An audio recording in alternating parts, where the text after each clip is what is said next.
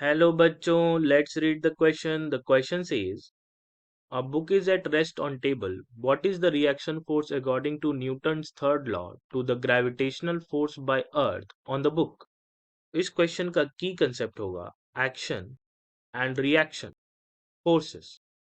तो हम जानते हैं कि according to Newton's third law of motion for every action there is equal and opposite reaction.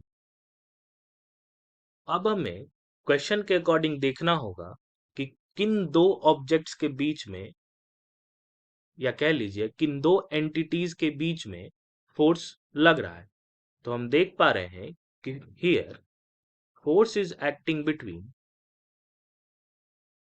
Book and earth, जिसको हम ग्रेविटेशनल फोर्स भी कह रहे हैं।